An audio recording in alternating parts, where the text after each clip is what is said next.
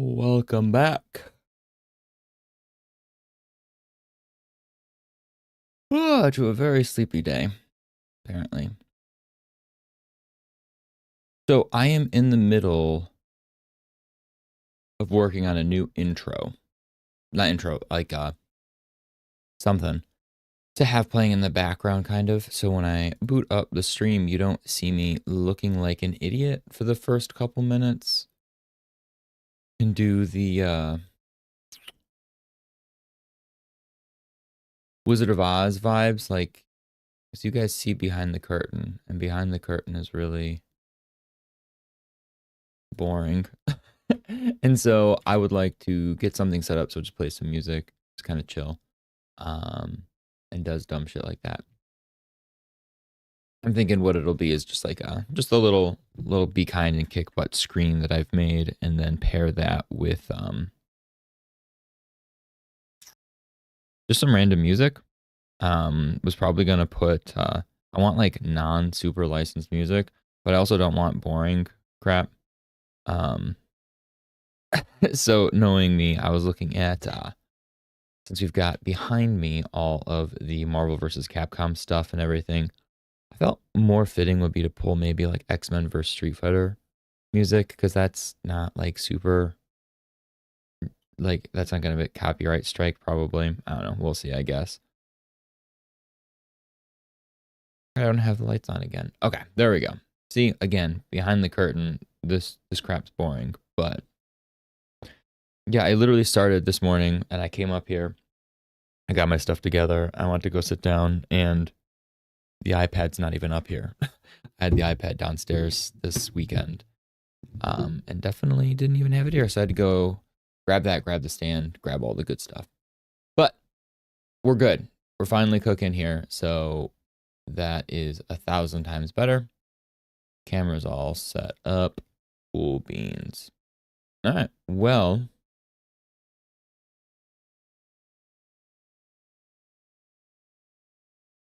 oop, I lied. Hold on.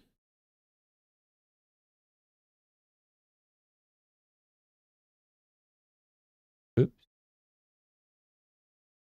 Oh my gosh.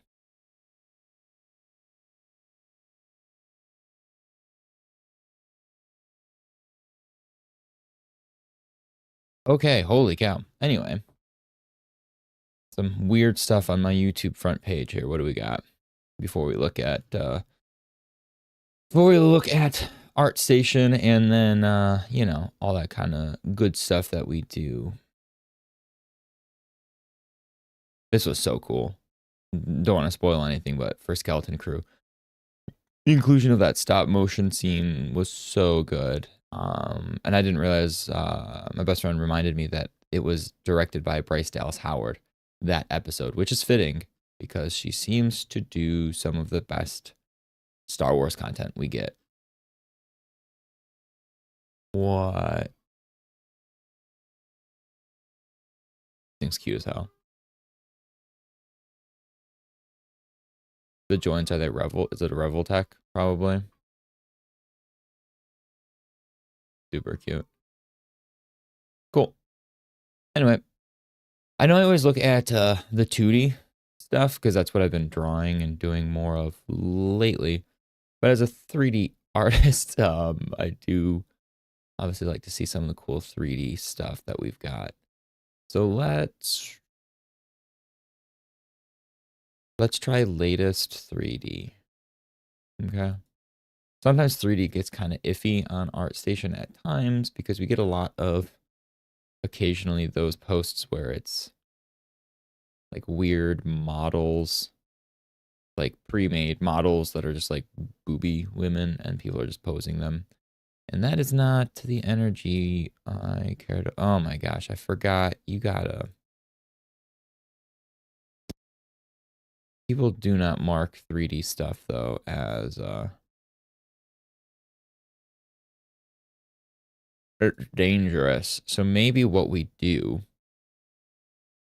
from now on, since I forget how shady some people are and they don't like to mark their stuff not safe for work and all that other stuff, let's just look at my beautiful face as I scroll through And then I can point out the fun ones without needing to get in trouble for nonsense.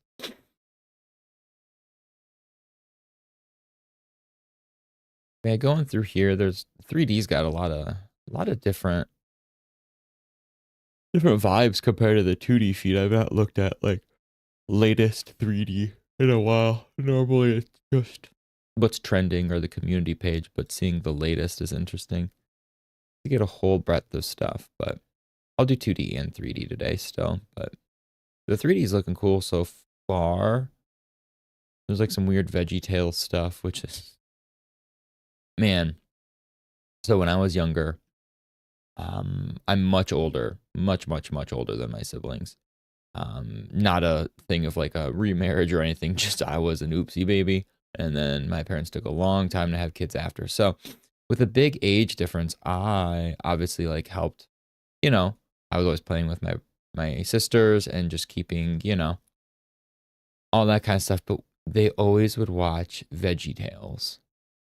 For those that don't know, it's like a weirdly like Catholic 3D kids animation thing where they're literally vegetables and they just bounce around and sing.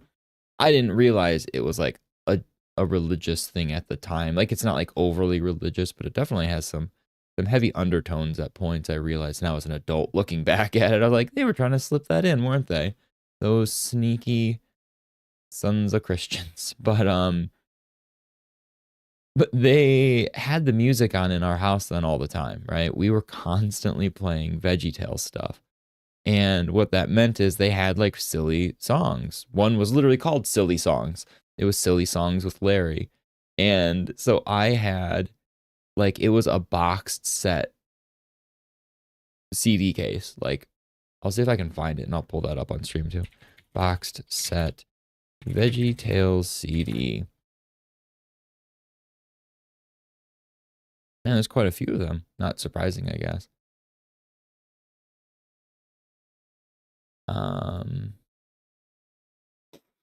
But yeah, so I had this CD case in my car.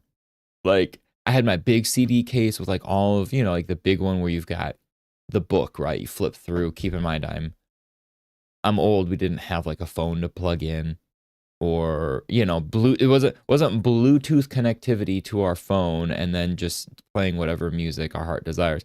We had to plan accordingly and have the CDs, have them in a big binder, like a trading card binder kind of. And we would have to swap out and you committed to that CD. And like the time before before that in like my parents' cars, we had tape players, even more intense for that. But anyway, despite my giant book of CDs, one of them in like the glove compartment was just the boxed set of VeggieTales music because it got so stuck in my head over the years and I had so much fun singing and playing with it with my siblings that somehow it ended up becoming like a staple in my own musical tastes. But yeah, so like I said, I'm sorry I'm scrolling through without being able to see anything this time. I feel like it's probably just the best way to do it because unfortunately, when it comes to like NSFW stuff, there's just a lot randomly posted on ArtStation that isn't flagged properly. And so it doesn't blur it out. And I don't want to have to deal with all of that. So I think I filtered out the hornbally, the strange, the whatever. So I think we could pop back. But first and foremost, boom, VeggieTales. Like I said right here, the complete Silly Songs collection. Oh my goodness. That was Silly Songs with Larry. That was a good time. I actually don't even remember which. I think it wasn't it was like a legit box though. So I wonder if it was like they ended up making like a collection where it was like volumes 1, 2, and 3 of these CDs in like a little cardboard boxy thing. Maybe it was this, the 30th, something like this, the Veggie Tunes. I don't know. Oh, I think this is it. This is very low quality. It was the 3 different CDs. Oh, I'm not gonna lie, that's probably in my parents' basement somewhere at the moment, which is kind of funny. I bet my dad loves it. I have like milk carton, like the big old milk carton crates filled with my old CDs still in my parents' basement. My dad was like, you can take these anytime. I was like, I'm well aware. But have you seen my basement? My basement is plastered. This is pretty dope. An Oni Hulk. So now, obviously, with Rivals, I'm all about seeing like what we could get as cool variations. I wonder if this is. I don't recall there being like an Oni Hulk in the comics, but I probably just don't know. That is not it. Looks like just cool ArtStation stuff. Like other people's stuff. But I'm down with that. I'm super down with this. This might. Yeah, I can work with this. I'd be cool drawing something like this myself at one point. I love drawing the Hulk. Give me big, muscly, beefy figures. So fun. You can push the anatomy however you want. Like however big the shoulders, however big the chest. The biggest traps in the world. Like that trap is bigger than a child. Like, who cares?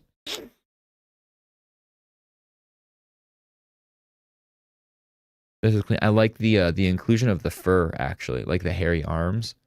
That gives a little bit more distinction too, because from behind, there's not as much different. Like, so in the front, we can see he's got the prayer beads, he's got the different teeth, he's got the third eye stuff, he's got, plenty of more detail in the front here. But from behind, he doesn't have too much. So having the that fur on his arms to keep your mind active from behind too. Sounded weird. To keep your mind, like looking at other things that make him feel more like the Oni Hulk that this design is. I like that. I always love a clean little base too. When you've got 3D stuff and somebody just makes the small, like that base shouldn't have taken the most time.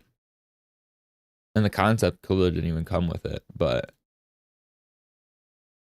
the inclusion of, I feel like that's like that extra bit 3D artists we do to give that little oomph. So this is the concept. It is a different style than what I was expecting, I guess.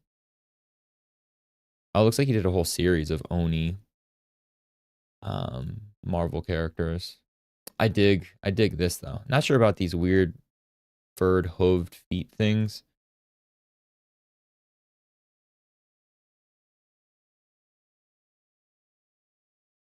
Yeah, not sure about that, but everything else is dope. I like that. Those feet are kind of weird though.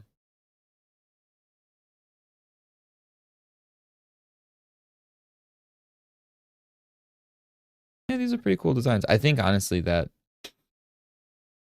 these are cool, but that Hulk is solid, and same with that Apocalypse. I think those are my favorite of all these Oni variants this guy's done. Pretty cool, pretty cool. Oh, Mr. Fantastic. I appreciate like the arm wraps and stuff. That looks cool. Yeah, we are not drawing Mr. Fantastic today, I don't think, because he got me mad last week and I don't feel like dealing with it. But I did do a little bit of wiggling with him off stream, because sometimes you just need to step away from something, right? You look away, you come back, and your eye kind of, ooh, Hellboy stuff is always a top-notch one in my mind though. But no, sometimes it helps us to walk away. Oh, there it is, the original concept that this guy worked from. To step away and look at it again later, right? Your eyes, when you stare at something too long, you're killing yourself, right? You're just looking at the same thing over and over again, and you're just gonna keep seeing the same flaws, but you're not going to see the way to fix them usually, because your brain just gets locked in on the flaws. You have to kind of step away to have your brain think about it. It's like learning when you sleep, that idea that like overly repetitious activities, different sports, different things like that, like you build the memory, right? When you're not doing the thing. And that kind of applies here too with art, where you don't need to be doing the thing to be doing it better. And so walking away sometimes helps. So I think that's what I'm going to implement in stream sometimes. If I hit that wall again where I just want to stop, just go to a different thing. Girlfriend brought up a cute idea of like maybe having a go-to thing I draw. Like when I'm frustrated, when I get stuck, in a piece, instead of trying to just hammer through it, maybe go to a different thing and make it like always like I draw a little Jeff, right? The land shark, a cute little thing. Just something kind of simple reset the mind, and then reassess when I look back at the piece originally. This is cute. I'm always a fan of just simple, cute props. I love as someone who's done plenty of 3D wood and stuff. There's something really fun about just making stylized, cartoony wood in 3D. It's not overly hard. I don't mean to, like, if it's, I'm not being like, oh, it's so easy. But like, there's nothing overly complex usually about it. It's hard to screw it up. And then it's just so chunky, right? I love making like those big nicks in the edge and giving a little bit of the grain pattern. Easy to play with the texturing and the painting, you know, some nice ambient occlusion within all the cracks, a little bit of wear. Just, it's like that good, simple thing that just, so like saying, going back to drawing Jeff, it's that idea of like, it's just a simple thing to kind of cleanse the palette. I totally, oh my gosh. Too much Marvel Rivals. This person, Charles Lim, it's Hawk. I was tasked with updating Hawk's outfit with a very tight timeline. Metal surfacing, chainmail, base materials are provided by Dustin Gagner. On and on. I totally thought this said Hawk Eye. And I was like, dang, this is an interesting looking Hawkeye costume that we're going to get soon. Not very Marvel Rival style, but maybe this was just the base high poly, like the high poly before they might like break down. I don't know their process. Oh, that's funny. This is cool though. No, Hawks from Dragon Age, then I'm guessing is what this is. Yes, Dragon Age, the Veil Guard. Cool. Do I follow this guy? I do now.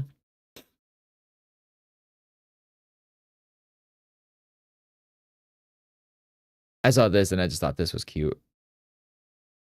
3D stuff doesn't have to be overly detailed to be great. This is just cute. That's real cute. I like the framing. So if we're looking at it, I wonder if this was based off of an illustration. No. Doesn't seem to be, at least the 3D artist hasn't referenced it. But I love the framing. So like this big, it's the, assuming they're thieves, right? And it is just a big bag of money or something that they're just driving away with. But the way the bag actually frames this Fox character is really clean. It could be finessed a little maybe. But overall, I really enjoy the framing of that piece, where it helps the gun stand out more to understand what's happening. But yeah, really clean framing on that. I enjoy it. Malice.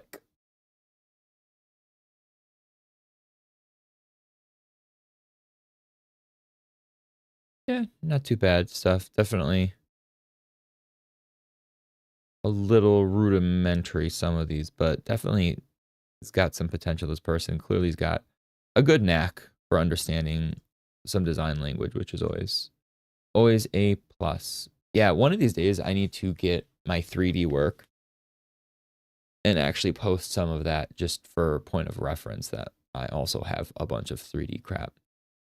Like here on my ArtStation, I know we have like old 3D stuff, but I don't have any of my like my studio work, right? These are just personal fun things that I did. No studio things. Man, I can never look at this piece of mine. Excuse me, Cesar Vergara. He amazing illustrator. There's a series of books called The Masters of Anatomy, and they do a ton of anatomy books and like really cool posing and stuff. I swear by them. I literally have them with me at all times. It's so easy. Why do you have to reinvent the wheel? Think of a pose from scratch. Flip through a book with like rough etches of like 10,000 poses, mix and match, look at what you think looks cool, make your own out of that. And then your brain kind of skips a lot of the legwork and you've already got something going. That's what I did actually when I pull up Magic later. Not Magic, Sue Storm, Malice.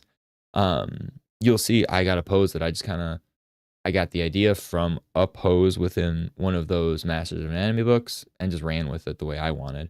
But anyway, This was one from, they did a series with Masters of Anatomy where it was design work, and they were given a Robin Hood prompt, all these like really nice illustrators. And I loved that because I used that a lot to practice 3D stuff. And this was one of mine way back. Like it says posted 3 years ago, but this was, I think, 9 years ago. I think I made this almost 10 years ago now. I don't even know. It's a long, long time. I was a wee lad in my early 20s. So yeah, it was probably 10 years at least. But no, I remember doing this whole piece, really proud of it for a 10-year-old piece. Like I think it still holds up fine for one of my earlier 3D pieces. But my mom, I remember one day she saw it and she goes, "Where's his fingernails?" And I was like, "You son of a gun." Now I can't unsee it. I don't like always adding fingernails in 2D or 3D. Like I don't like fingernails. They usually deter from the eye. But now looking at these hands, I was like, crap.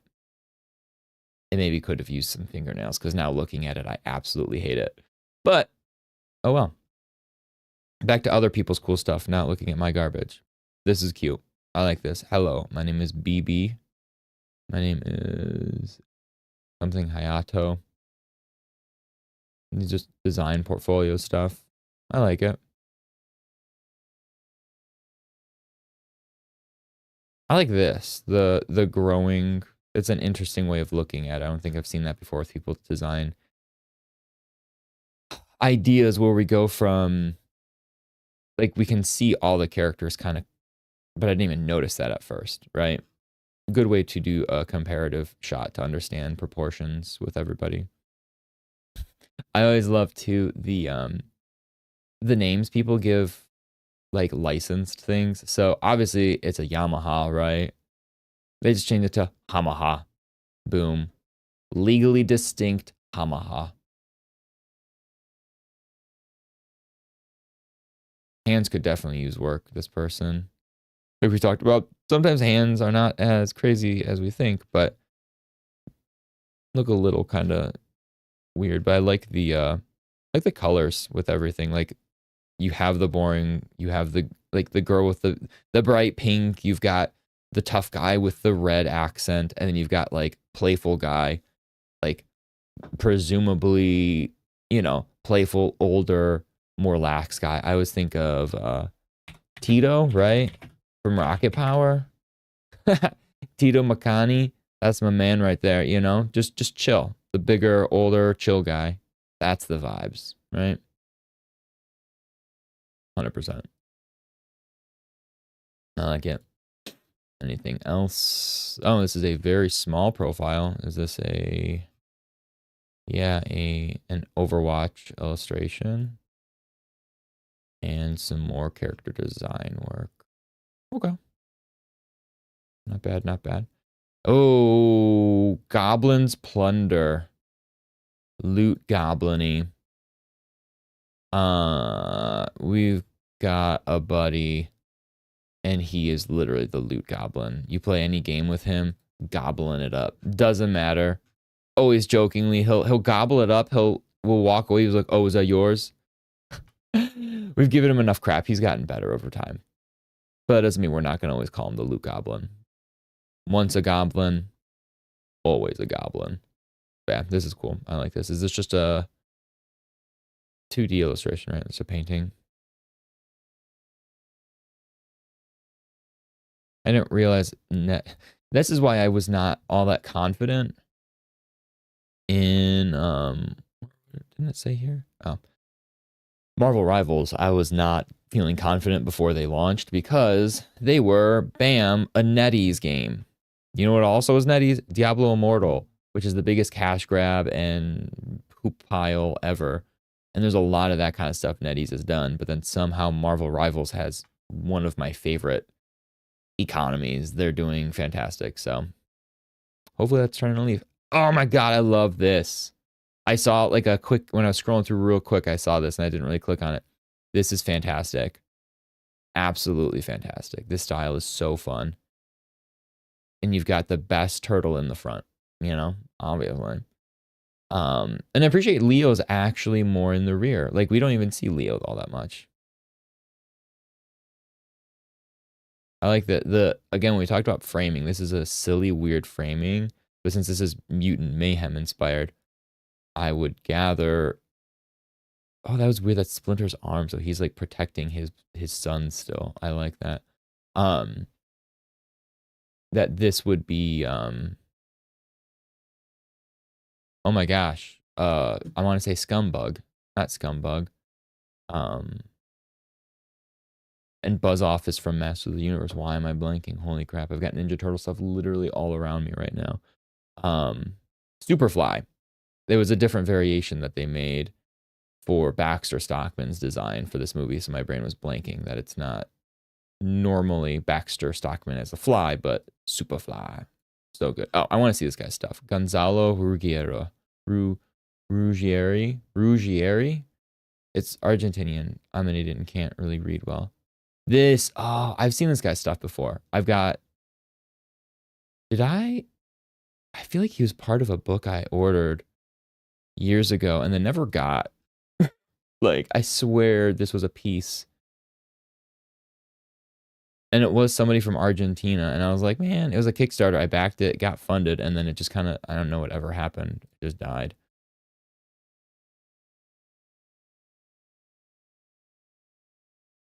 This Iron Giant. Ooh. You guys got some good stuff. 100% following. I love this piece, though. And that Batman piece is clean, too. Yeah. Cool. And I saw this one, too. It felt very Dragon Quest-y and looked Dragon Quest 3 Hydras. That makes sense. These are super goofy looking. If none of you have ever played the game, though, Dragon Quest is kind of the original Dragon Quest games. Imagine like a Final Fantasy-esque, right? But like when you would fight stuff, it was giant on the screen. Like that was the thing you fought. So like original Dragon Quest combat, these are all 3D, the newer games, so it's not quite doing it justice. But like stuff like this, like where it was just blop, blop, blop, the giant monsters on the screen in front of you, and you just picked. Like you didn't see your own character, you didn't see anything, you just went into combat with this little square menu and stuff like, you know, like one big one. So that's why the perspective of these is just like, hey, one giant thing. I like it. That's a cute nod. Oh my gosh, this person just does a metric poop ton of Dragon Quest silly things. That isn't marked for NSFW, but I mean, come on. That's what I'm gonna the lump wizard. That is the new name for some things. That shall not be spoken on stream. These are cute. Definitely kind of a little like wonky in spots, but it fits the vibe and I like it. That's cute.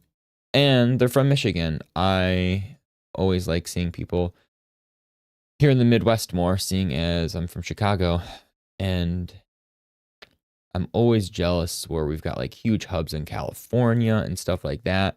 And then we've California, Seattle, Florida, New York, and then Chicago is like, we got a handful. This is clean. How to Train Your Robin. That's cute. So cute.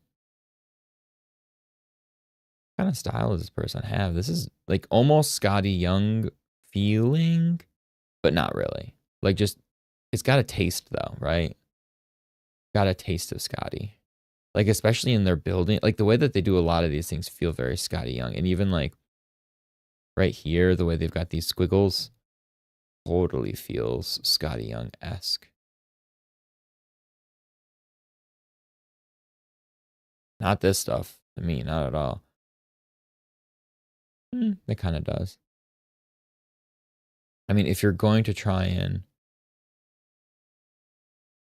be inspired by someone's style, Scotty Young is definitely a great choice. I have, what is it? I've got a Scotty Young. I hate Fairyland right in front of me. Behind me, you can't really see all of it, but there is, can we see? Oh no, because we end at the Street Fighter. Right above the Street Fighter is a massive Scotty Young Spider-Verse print I got from him. We've got a Moon Knight. We've got a Predator. We've got, I mean, on the side here, we've got a cute little Deadpool. In the office, we have even more. All my X-Men and Spider-Man stuff from Scotty's in there. I love Scotty, so definitely a fan of anybody who's vibing. But this seems more like macabre, more dark kind of energy than Scotty's. Scotty's is far more playful. This feels, I don't want to, like, it's like macabre's a good way. Like I could see them like illustrating like Cthulhu stuff and dark horror fantasy stuff, which it looks like. Oh my god, I've got the tryptophobia, right? The whole thing. It makes me sick to my stomach. The holes, not this person's art. But yeah, that's not my vibe. But this is my vibe. These Batman things, give each one a thumbs up from me for sure. It looks like a 3-issue thing. How to Train Your Robin. Is that an actual?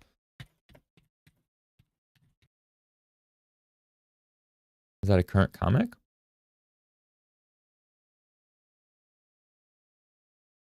I don't think so. This person just made it up. It's just a fan thing. Okay. I would read it. Whatever, you know, a silly idea with a little tiny silly Robin. All right. Well, I think that about wraps up our perusing of the internet. So let's crank up some music. What do we got today? We're drawing like I sketched out a sexy Sue Storm this weekend, right? I've been doing Read, and I really was not a fan of that Read. And so I am now shifting gears. I'm doing a piece right now on YouTube. I'm trying to build up a thing for Malice from Sue Storm's Malice skin from Rivals. And so naturally I had to draw her. And of course, sex sells. We all know this. It's a pretty lady with a pretty big butt, which is usually not up my field to draw. However, gotta always branch out. So it's always funny when I try and draw like sexy ladies. I end up making them more muscly or bigger, or yeah, I forget what to focus on in a way where it's like, no, focus on the butt and the breasts. And I'm like, yeah, but like check out this shoulder or these thighs or these, you know, like, and like making it, I don't know. I do a little more less than I don't accentuate the super sexiness sometimes, and that's I don't know if that's a good or bad thing. I just really like making them strong looking. But anyway, cruising through some music. Can we hear this, or is it too? I wonder if we turn this down a little. It seems a little loud for you guys. So this is a band that I found back in Minnesota when I lived there. It's called Nako and Medicine for the People. It's fantastic. Very, very chill. How do I need a fancy stream deck so I can play with volume and stuff over here on my end. Okay, that seems good. If anyone's watching and they think it's too loud or too quiet, the music, feel free to speak up. Could always use, you know, somebody chatting in stream, but all good. So should we boot up Marvel Rivals actually, like we did last time, and just sit Sue Storm's big old butt in the background as constant color reference, at least, because I got the sketch work done. I don't need too much beyond that. But no, we'll see. We'll put her up just so I've got something in the background on this, and then we'll go from there.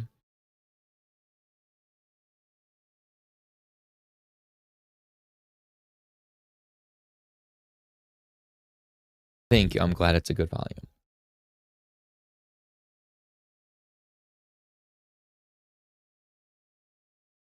Good grammar too. Always even better.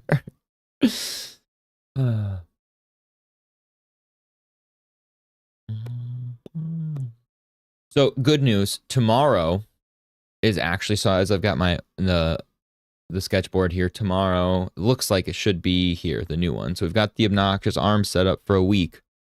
The other arm that, scratched the monitor in front of me. But the new board says tomorrow between 2 and 5. So hopefully that's the case. It said before that I needed a signature, but then when I keep looking, it doesn't show anywhere that that's part of the thing. So I'm hoping they just drop it off, no problem. Oh, wait, now all I hear is this music. I don't want to hear the video game. Silence. And you guys don't hear the music of the game either. Cool. Okay. Still learning. But yeah, so hopefully that board comes in tomorrow afternoon at least, and I can play with it and get the the VESA mount set up on the arm so that I can play with that on Wednesday, hopefully. But yeah, where am I going? Let's look at heroes, strategists, invisible woman. Boom. Okay. And now, what is her? Oh, I forgot. When you look at these things, that would be cool if they did a new illustration for each. That's a lot to ask, I know, but that would be really clean. New illustration for each skin, too, that you've got on. So that not only do these change, obviously, but then this would look different, too, every time you'd go to the different tabs. I'd be curious, too. I wanted to run through with her sometime the next day or two before I do the video on, I don't think she has any different lines, but that would be clean, like different voice lines. So obviously, Sue is a very different character than her inner Malice. And she like wants to destroy Reed and stuff like that. So like when Sue kills Reed in the game here, I think she says something like apologetically, but it would be funny if when you're using the Malice skin, she's like shitty about it. I don't know, like says something like something sassy, something, a little more aggressive would be cool.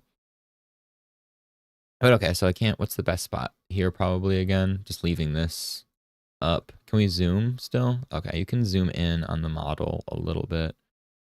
This is kind of what I was curious when I was drawing her. I didn't actually know, because I was looking at a couple pictures.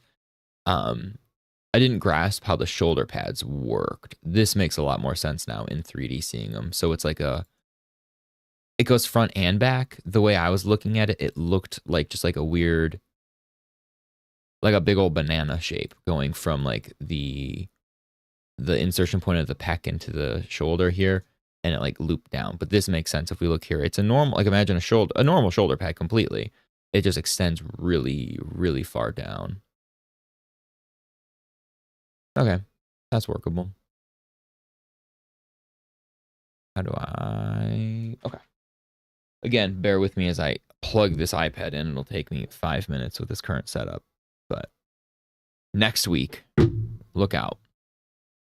Or later this week, look out. So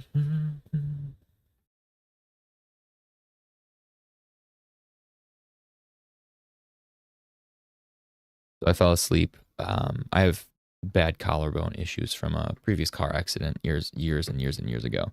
And it was killing me yesterday. Locked up horribly. Just not ideal.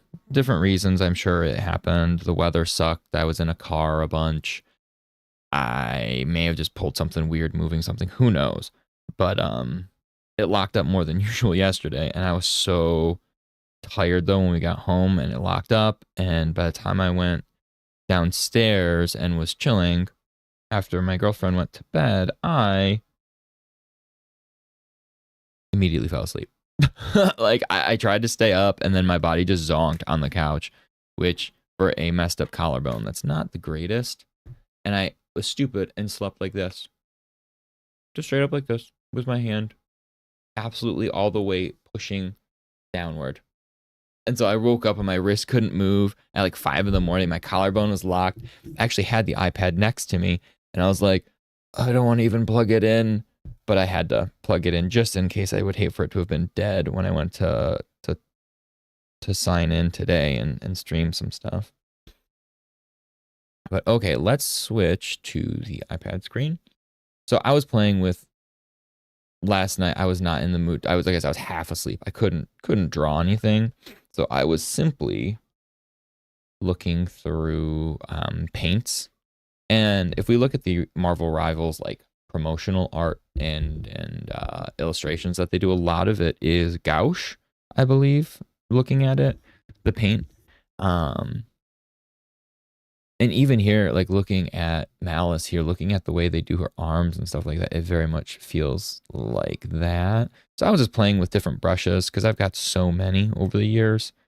The Max Pack gouache stuff, there was like I was trying to find it. That's the problem with being like half asleep and doing things, because I found something that I really liked. I was vibing with the brush, right? I was like, this is clean. I like this a lot for something like this. So like I was trying to find something that did transitional work nice as like a playful, etchy line with like like a raked gouache brush. But this wasn't it, right? But it was something along that energy to have this raked look. And I loved it. I was like, this is perfect. But if we look here, look at these. I got a lot of different brush sets that I've gotten over the years. I've gotten multiple that I've just named Britain's Go-To, Britain's Basics, where I've taken them, I tweak them, I make them my own. Or I just make ones from scratch and stuff too, and I throw them in there based off of other things I need. But I was like, oh, perfect. I'm gonna snag this brush and tweak it a little bit and put it in my my big mix. And I continue to look through brushes though, not making mental note of what the name was or which pack it originally came from or what artist had made it when I had bought it from them. And now it's lost forever. So hopefully I find it again. It looked, honestly, this is actually kind of similar to it. But again, just playing with something that can play with transitions a little more, like, I don't know. I was playing with the watercolor stuff with Jeff, and I'm kind of liking the idea more of like having a mix then of like watercolor, but then having some like this type of transitional work too, to keep it more comic booky. Because I feel like we got so many cross hatching things in comic books, but then if you have like the gouache here with the rake brush, it kind of makes that energy already. So if you just kind of alternate, it's almost like a cross hatch that you're doing, and you can intensify how like, so I only bleed the light color, but then if I bleed the dark color in then too, oh gosh, it changes pretty drastically that transition of color. So it feels like a different type of gradient, but in a more playful way. But I don't like it 100% because this isn't the brush. And this one I duplicated and I thought maybe this was the right one. It doesn't look like it. It's like too soft and too thick.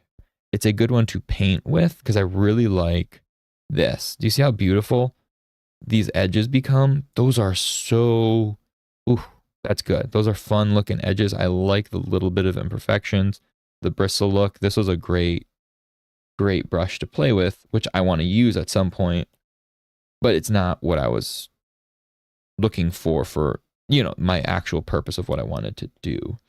And it might not even be in the max pack. So that's why I was like, I don't remember. So the pro tip I'm getting at is when you are half asleep and trying to play with, you know, brushes and styles and stuff like that,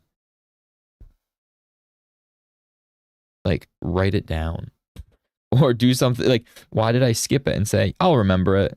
You're not going to remember it. You're going to fall asleep on the couch in 5 minutes in a broken human pretzel form and regret your decisions. Both falling asleep like that and not remembering the name of the brush. All decisions. Full of regret. And it could have been, so I've got a Max set and a, whoever BTH, I don't even remember who this artist is, but I do really like, they've got these, they have a flat, a duo, and then just a normal. And I really like just the flat. Because if we look here, do you see, it's hard to see on stream, but like there's a little bit of texture to that, right? There's some color variation. It looks like just some light and darkness jitter within it to give it some more life. Just very slight though. But yeah, it's unfortunate that I cannot find that because I was excited to use that when I colored sooner than later. Oh well, maybe I will keep playing and looking through all of these darn brushes at one point and eventually find it again. But for now, I guess we'll just stick with what works that we've got here. But anyway, so we had the read, right? So this is where I ended up with read last week then, on Friday, before I shoveled all of the darn snow. I tweaked him a little more. And I do like this. I don't dislike this. I will color this sooner than later and get this all finished up. I will, looking at this now, one final tweak. I'm going to adjust the scale of this foot position and then scale of this. They're pretty much on the same plane, which if we want him recessed in space, this foot is not going to be like that. But anyway, that's not for today because I am done with you, Reed. I'm on to your evil, sexy version wife. But here, so if we see here, this is the piece I was sketching out the other day. Unfortunately for me, in portrait, so it's a little harder to do on an iPad. I prefer landscape stuff, just easier because I usually sit here with the wider. But the bonus of next week with the other stand, I can spin it around and actually have a full iPad. So I'd essentially be looking at it like this, have way more space to work with. Today I do not. But I think I like where this went. I think the line work is pretty fine. I did a little bit of tweaking because I was informed by someone with breasts how off the breasts looked, and I could not agree more. Once she helped me tweak that a little bit, definitely looks a lot better. So we can get rid of this original layer. Now we're down to just this original sketch. What I wanted to do, though, right before we try and do some line work or do whatever, is the shoulder pads. Like I said, I didn't understand what the shoulders looked like when I first was sketching it, because from the 2D image I had was really, it was from like an odd angle, didn't really help. But here I can kind of see better. So let's see what she's got. Handful of spikes, different sizes, but it's basically, like I said, like two U shapes connected, making like a V. So I think I kind of convey that okay, but it's somewhere like here. So this shoulder, I think we can tweak this and see what we can do just to make it feel more accurate to what the design is. Not that it's visually, I kind of didn't mind the way it looked, but it also didn't really, if you're comparing to the source, definitely not quite what it was, which is fine to break at times. But I mean, if I have the material, I should kind of use it. So instead of what I had, let's make it more of some negative space here. So we're not going to have it touch the shoulder right now, but maybe we will. So my thought is either it can touch the shoulder or you'll have to like fully commit and overlap the shoulder. Because again, when we talk about tangents, if it's just shy of touching it, think of like a little kid, like if you had any siblings where it's like, I'm not touching you, I'm not touching you, I'm not touching you, I'm not touching you. That's friggin' annoying. And like imagine that's kind of the vibe you get when you're looking at stuff. So if it's like almost touching, your brain gets like anxious. You're like, I'm not touching you, I'm not touching you. And so you've got to be careful with that kind of stuff, connecting and not making too close of design cuts. But yeah, so then it looks like it just kind of, so if that, it does kind of curve towards the viewer, right? So it curves towards the front more. So you can kind of give a little bit of a final curve. Oh my gosh, brush, stop switching to the eraser. So if we stick this out and cut in, it kind of gives that. And then we do see the back end of it because it'll be receding in space the other way, but it is a pretty harsh cut, right? So it goes up and then back down. So this can be essentially all in shadow. I don't need to detail this in any way.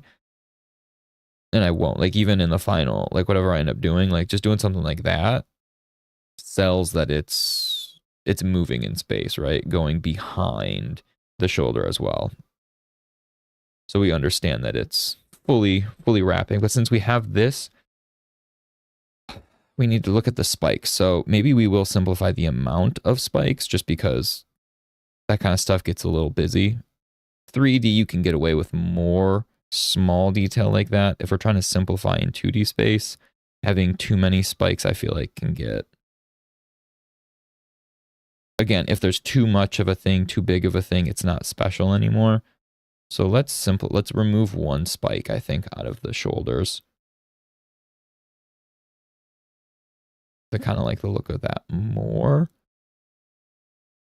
And then this one, we can change the orientation a little bit. Because essentially there's a plane shift here.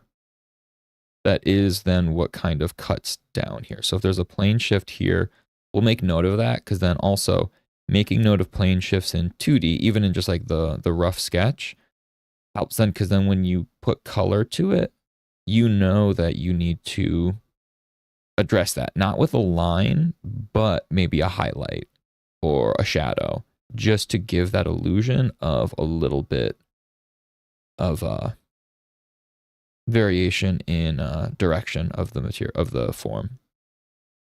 So quick little spike like that, right? That looks fine. If anything, this one looks too big now comparatively. We can fatten this guy up, that's fine. I'm not too beholden to these spikes. They just need to look cool. I mean, I feel like a lot of designs, just like, what makes it look cool? Add some spikes. It's metal, it's goth, more spikes. And you usually don't go wrong.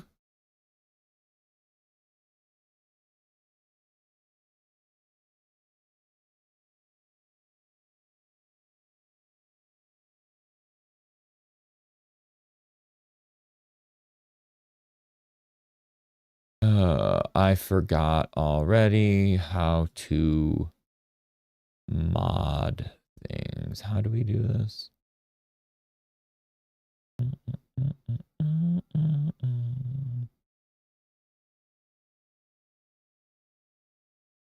Oh, boom, ban. That's how you do it. Cool. Easy. I may have lied, though, because now looking at this, it feels silly with only 3 spikes. Now I want a 4th spike. Damn it.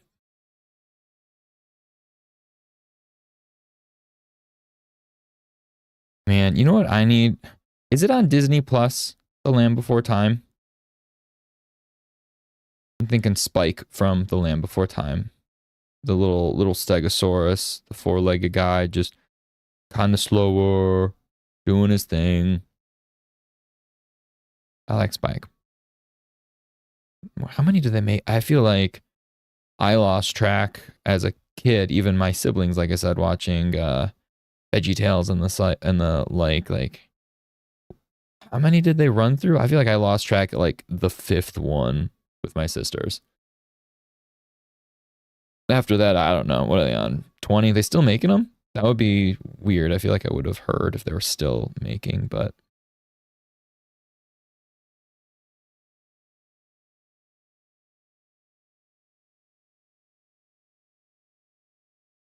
Okay, so I definitely lied. We are doing 4 spikes in the front because it does look nice. Since she's got a lot... I've committed to a lot of detail with her already. So I guess that's fine. So now the big thing here is this spike is an interesting one because it's coming from this other plane shift that we established, right?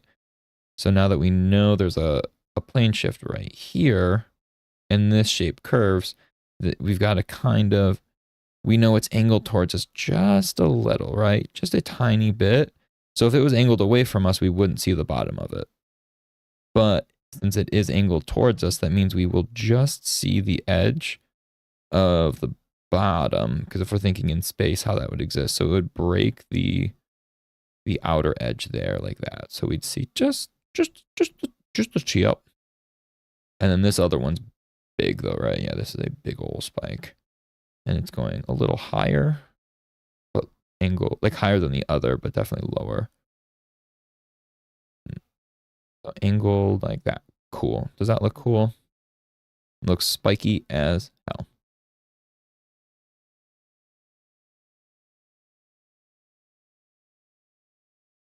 Like I said, we'll see the bottom, but you kind of want to make it, if those are pretty even, like if they were lined up, we would see about the same because it's not curving too much. So we would see about the same amount of each bottom. So put that in more. spiking. Cool. Looks good. And then the receding, are there other spikes on the back end? There are. So there's 4 in the front and 3 in the back. But there's one pretty, looks like this one. I wish you could rotate the other way. Along the Y axis then this way.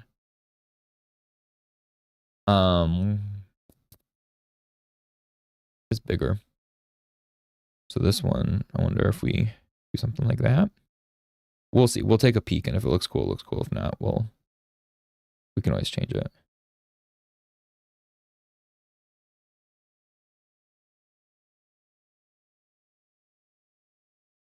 We just show the one, and then the other one we assume is lost behind.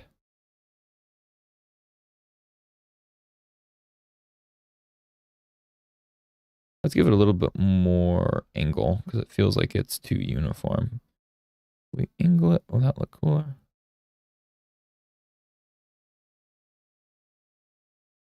Yeah, I like that. Cool. Call that done. And now we don't really see, I don't want to draw too much of this. Like, but dang it. I didn't know for sure which was how this is oriented, but that makes sense that we actually wouldn't see the hair. First, we would see this red. It's not a cape, but I don't know what you would call these. Or back tassels, like, it's definitely flowing in. So we'll need to readjust what that curve is going to look like. Because if it's coming in from back here, right, it might, that makes sense. So it'll actually curve down like that. And the idea is then it's maybe cutting in. And then there is some cool detail back there, I feel like, but that's going to get lost with too much detail. So let's assume that that bit of detail actually isn't visible from this side. We'll just lie, even though technically it probably is from that angle, like from that position. I won't tell if you don't.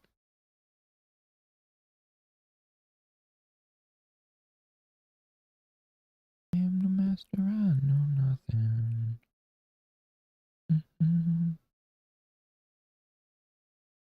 Does this curve look weird too? I feel like her armpit curve is kind of strange now that we're looking at this.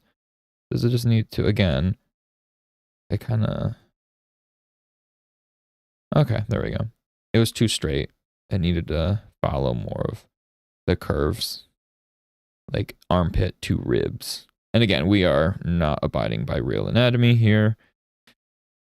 The female figure has actual ribs, but you know, when you're drawing it like this, apparently the move is to get rid of them and say, ribs, women don't have ribs. What do they need ribs for?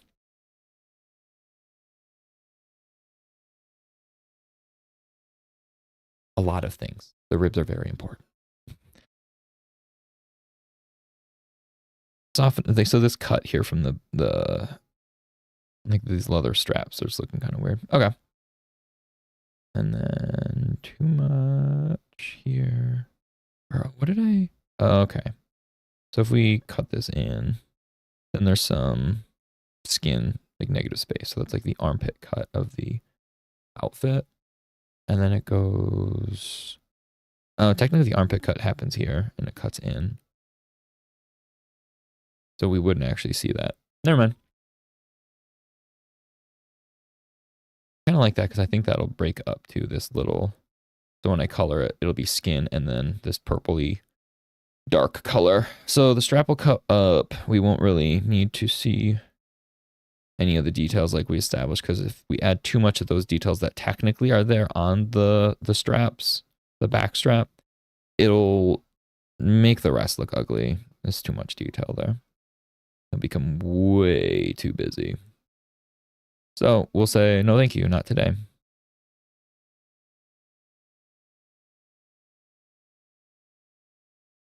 And let's not even have any hair or anything down here. So it's just cleaner negative space. So we just see more of like ribs and then these like, again, these butt back tassel capes.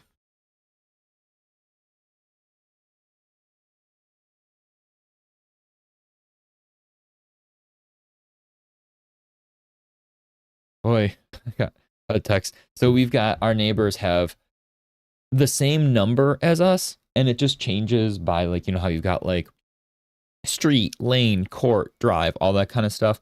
It's just different by the name. The numbers are the same, the name is the same, but the qualifier at the end is slightly different. And they live on the same street as us physically. That's stupid. We had family over this weekend. First time been in this house almost a little over a year and a half at this house. First time ever ordering food to be delivered. Usually don't. We just go get food, or we're healthy nerds who just make our own. First time ordering food, boom, it went to our neighbor's house. And or not neighbor, our equivalent named individuals. And it was funny because we were like, man, it's taken a long time for it to get here. I wonder what's going on. And then we get a text from them and it's a husband, wife, and they've got I think 2 kids. Which, by the way, I'm just gonna do what I did with this shoulder and just do it over here now. Kind of just reassess now that I understand what the shape is in 3D. I can recreate this more accurately than what I had originally blocked in. So I'm just kind of wiping that shoulder from existence and then doing it again just to make them look like they're the even, like, complementary pieces, that they're the same type of shoulder pad. But anyway, he texts, he's like, hey, I think we've got your pizza. And keep in mind, we had a lot of people over. So it wasn't like a pizza. This shoulder pad looks too big now, though. I'm sorry, as I'm blabbing, I'm noticing things. So maybe what I'll do is I'll cut this shape down here. Let's move things while we're thinking of this real quick, just because I feel like it's getting distracting how far it's sticking up. So that the shoulder pad, like all of a sudden it's too much attention on the shoulder pad because it's breaking the silhouette more than her head. And it's fighting for dominance then on like what you want to look at. And obviously if you have a character, 9 times out of 10, you'd rather them be looking at the face, right? Rather than the shoulder. Unless you're doing maybe like an orc or some crazy armored thing, I guess. But for our case here, I don't really want the shoulder pad to have more importance than her face. You got a cute face I made. I wanna show that. Very soft. I made her cheeks, her features, and all that. But anyway, while I try and reconfigure this shape to make it less intense. So he texted that and he's like, I think we got your pizza. He's like, I just assumed my wife ordered some and I just took it.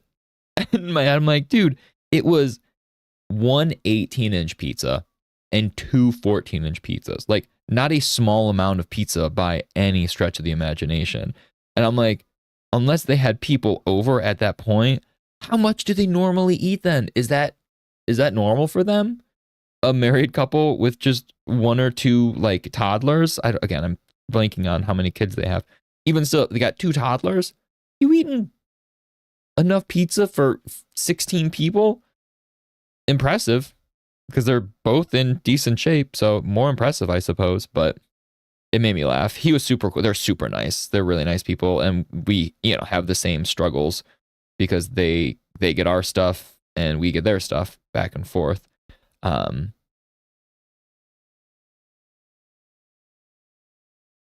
So he just drove it over, which was nice because we had people over and the main car, like our car in the driveway right there was like boxed in by our other family members who are here. So I was like, I literally am not going there to get it from him. And also it's snowing and icy and all that. I'm not about to drudge through the snow walking to get 3 big pizzas and walk back as it's, blizzarding out. No, thank you.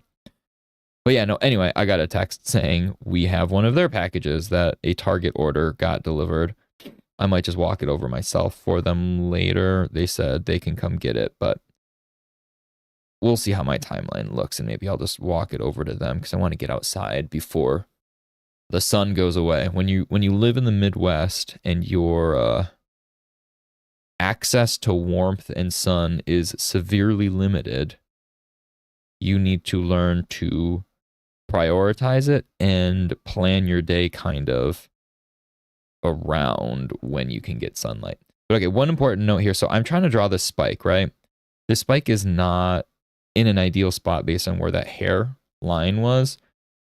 But what I can do then is I'm just going to forget the hair, right? Because the hair is in the background there. And the focus point of the hair is these little bang things chunking out and the swoop down to our left, her right.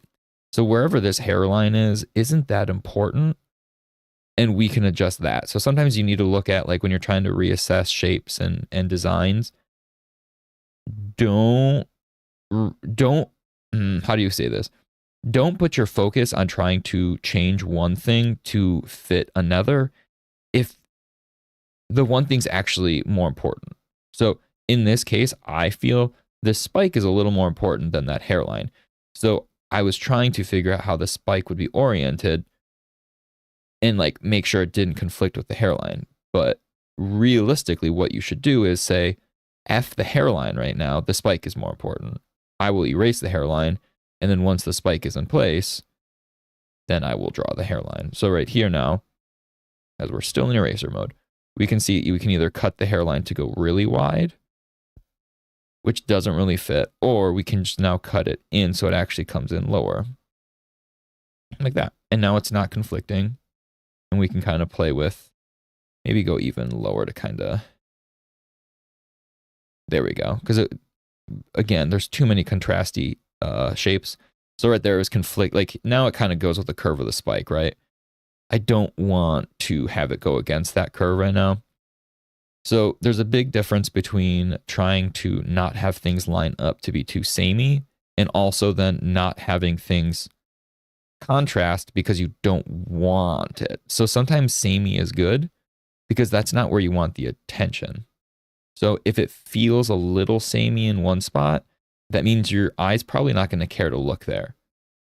And so if we don't really want our eye to rest at a spot, it's okay to have cleaner repetitious area slightly, like in this instance, like that, like this line and this line. But then in other spots, you want to generate intrigue.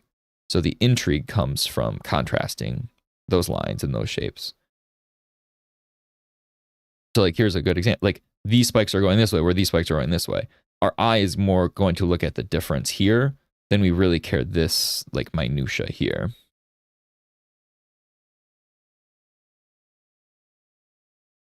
Okay, so the shoulder pad, I mean, she's got huge shoulder pads, so it's not like we can make them not huge.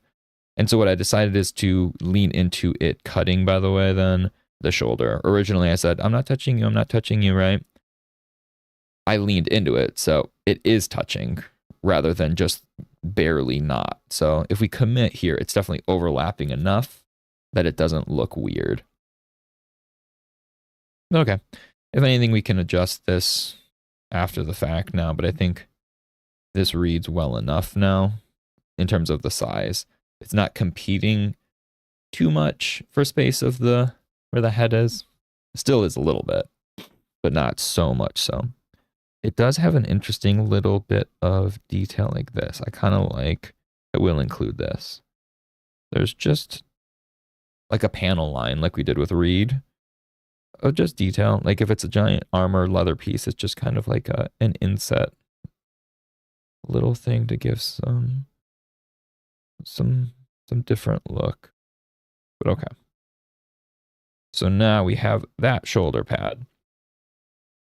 What are we going to do with the other one? So thinking of this shape.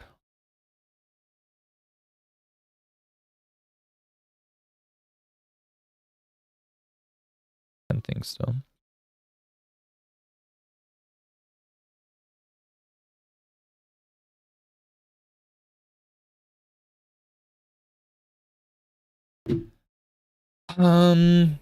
So the shoulder, let's duplicate.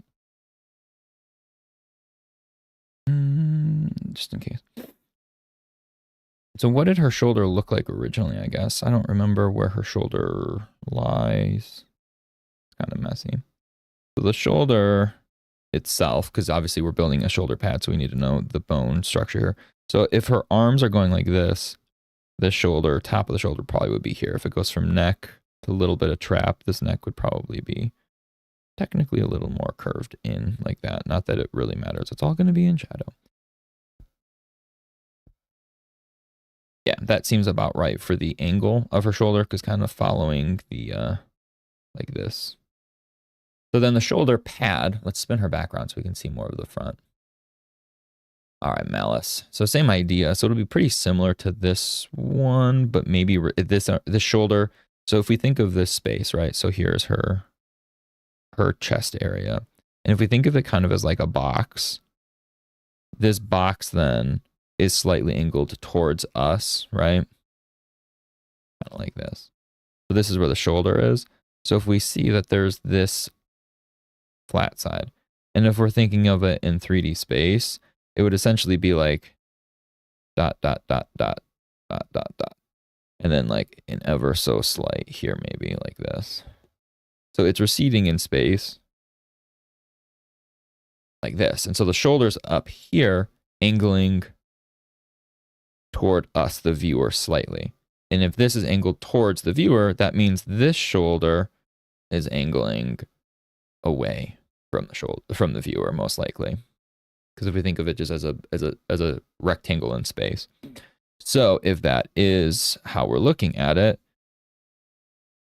that means, I'm going to go to eraser and not remember it was massive. So if this one is slightly towards the viewer, the tip of the shoulder here, obviously the other one will be slightly away. So we can play with that, use that information, and kind of go from there. This is a tight little spot, so I'm not...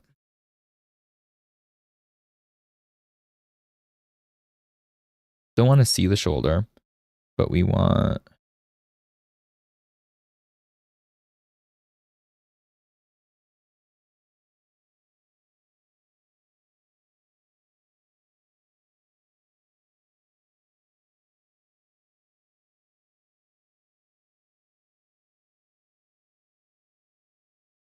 want it large enough, but I want it really more setting back. So the attention, like we said, is not really, we don't want to look at it too much. We want to see it. We want to know it's there, but we don't want the eye to be like, hey, look at me, look at me, look at me.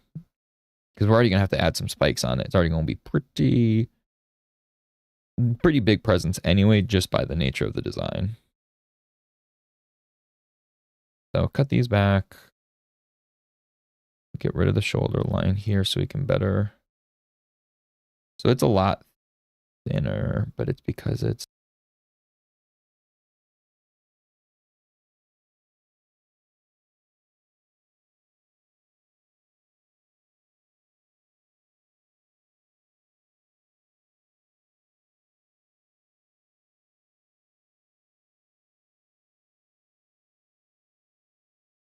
Again, can't really see it, but it does have this like, let's soften that edge though.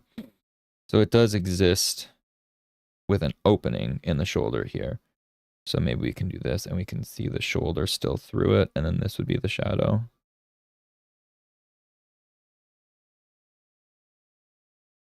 And this gets thinner as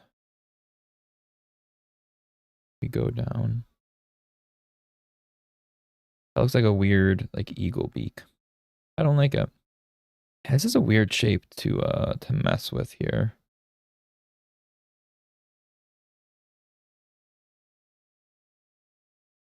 They're big shoulder things. And then now including the spikes are going to be even weirder. Again, this isn't where the attention is. So if we can just get enough detail to trick whoever's looking at it into thinking it looks right. It doesn't have to be right. You just have to trick people into thinking it looks right.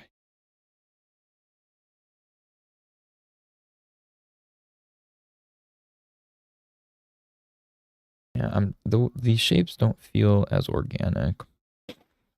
So let's see, what did I do originally? I didn't mind the original shape. It didn't make sense per se, but it at least looked weird enough that the brain was like, cool.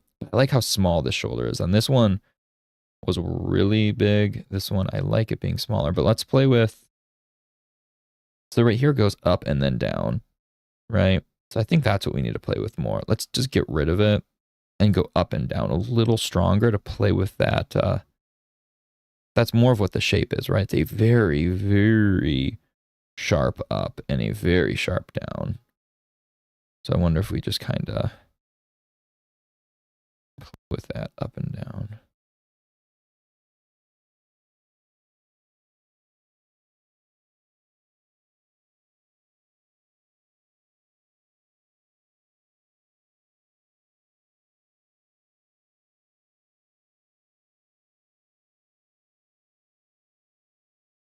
Yeah, that looks more fitting with this really, really sharp shape rather than being, we want it to kind of go behind. Like we said, right? We want this shoulder piece to fall behind the other shoulder. So just grab the distort tool, kind of play with the shape now. And here we can make sure we fudge it in, but then let's warp it. So we can grab more specifically this part, but still retain the curve. So now pull this, pull that.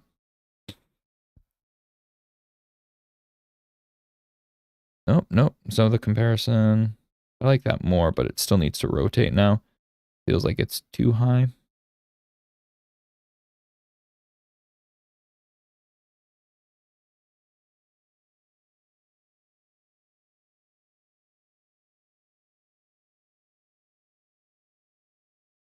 If we go, yeah, let's make it bigger a little bit, but go lower.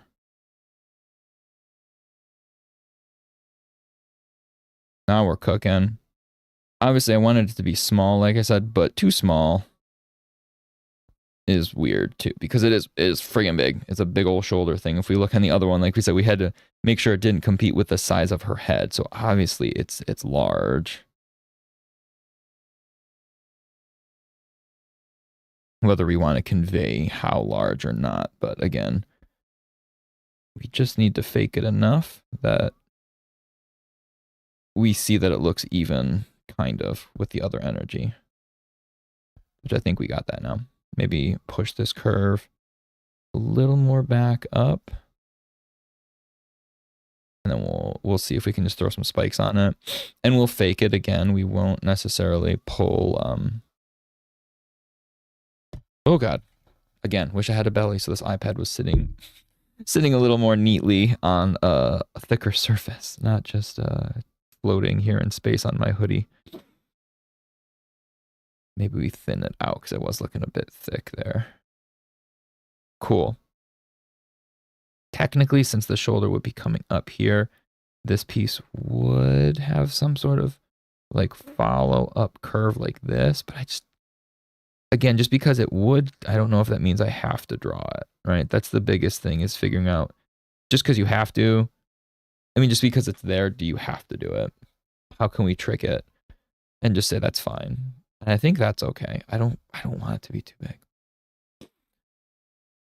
Anyway, so we established 1, 2, 3, 4 in the front, and then this plane shift is going to be moving away from us, but the plane shift here, and she's so angled, is actually like falling away from us over here, I think, right? Way down there. So we'd have essentially one hidden, a second spike kind of visible, maybe breaking here. Two. And it's spikes that are kind of coming towards us, so we don't want it to be, do the weird spikes where it's like playing with perspective, so it's just like a real fat triangle rather than, or a pyramid rather than a like a spike, a stumpy little one to play with the perspective. So again, here's where I'm just kind of throwing the shapes in just to sell it rather than detail it too crazy. So here too, instead of, one thing as a 3D artist, I did a lot of backgrounds for, like, I'm thinking of one of the ski hills and snowboarding hills and stuff I did for the Olympic stuff. My lead at the time was like, hey, be sure to clump them nicely. And I was like, what do you mean by clumping nicely? And he showed me a thing, and the idea is pretty like, I mean, it's not like a mystery. If I were to have, let's say, like the background, right, and I've got all these trees here, right, just a bunch of little trees, and you're just slapping them in the background to feel like, oh, it's a forested area. If I start slapping them, I'm just gonna do triangles because it's too many. If I just start doing it and all of a sudden they're all pretty evenly spaced, but then I do like, hey, here's two together, that looks better. But like if you just start doing like, oh, they're all evenly spaced, your brain sees that and is like, that looks so fake and doesn't feel organic. But if you start playing with, oh, this one's actually behind, and then do super random where it's like, actually there's a big one, and you're simplifying the clumps but making them organic clumps. So then maybe you do put like one randomly like way down here, and then you have another clump in a different order of, there's kind of like something way in the background here then. So it's like a clump of 4, a clump of 3, a clump of 1, a clump of 1, like a 1, 1. It's when you start making things feel like patterns or too rhythmic that it feels inorganic. So rhythm does exist in nature, but also nature is random as hell. And so keeping the randomness on anything helps. So where I'm getting at with that is nothing to do with trees, everything to do with these spikes. So realistically, this spike probably would be here, but that is perfectly between this, and this one. And I don't want it to be perfectly between everything because that's not pretty. It's going to feel very forced and inorganic. But if we fake it and kind of say, actually, it's closer to one than the other, rather than being perfectly between the two, that will immediately give us a little bit more intrigue visually because it's not so perfectly rhythmic. Nature is more like jazz than pop. I feel like pop, right? Pop music, pretty basic in terms of the rhythm and the overall flow, right? It's catchy beats and stuff, sure, but a lot of pop music is just more repetitive and simplified. Whereas jazz, you're skeet bap bapping, right? You're going all over the place. So like think of nature more jazz-like, where you've got a lot of variation and random. Whereas if you keep your designs more pop-like and more like super rhythmic and streamlined, you won't be wrong. You can never really be wrong. But it could look more natural and more organic. So in this instance here, I want this spike, like I said, to be closer to this spike, just because. Not even physically is it supposed to, but visually does it look better? Yes. Let's angle it because it looks a little too samey.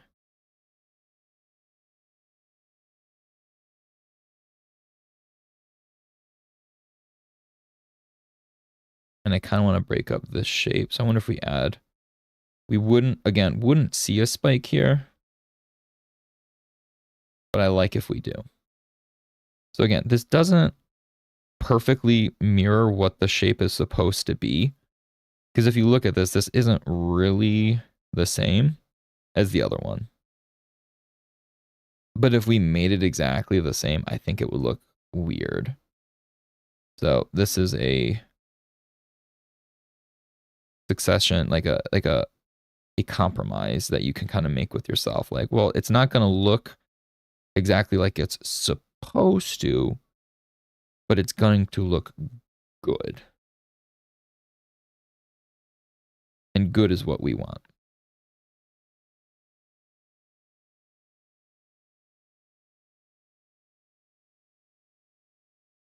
And if you don't want good, I don't know what you're doing then. What's the point? You're making art to look bad? Why are you doing it then? Get the hell out of here, weirdo. Make it look good because you want it to look good. So these spikes are the same. They have the same, like, they shared a terminating point on the line, which doesn't look good. Again, too samey.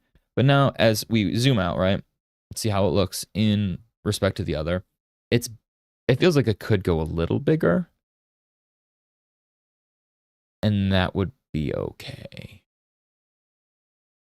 I feel like both of them could go bigger. It's just such a weird shape that I don't want to become too conflicting with everything else, but it is a big shoulder pad, and so having them too small does keep feeling strange to me. So let's make it a little bigger. Not too much, but just a little. And let's still rotate it more. I love how I waited. I usually wait to do the things I know I'll have a harder time with towards the end. But in an instance like this, where that means I'm doing them on stream instead of doing them outside of the stream, which is probably not ideal. I should probably maybe tackle the harder things first, so I have less struggle bussing in the middle of the videos here. But again, that's part of the process. Hearing and seeing someone else learn, at least for me, and go through the process helps. I don't know about you guys, but for me, it totally helps because I see the thought process. It's like getting an art book. I'll get art books, and sometimes you just see the final designs. I don't want to see the final design. The final design is what I already saw in the game, right? I can see you post the final design because I played it, or in this instance, like, hey, I posted it on Instagram or Blue Sky or wherever. Like, you don't need to see that. You know what the final looks like. I want to see the struggle. The struggle is where the beauty lies sometimes. And that's where we grow, not just art, like in everything. The struggle is where we grow. So if we skip seeing the struggle, it's harder to gain anything from it. So you're welcome for watching me struggle. It's a learning tool for us all.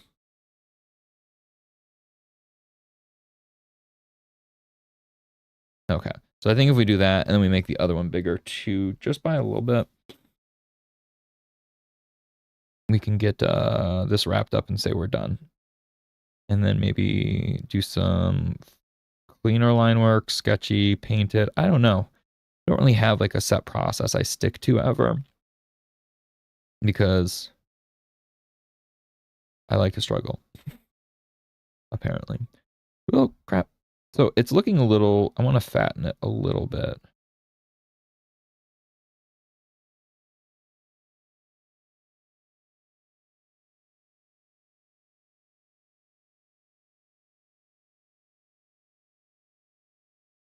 Zooming out, kind of take a peek. Needs a little bit more height.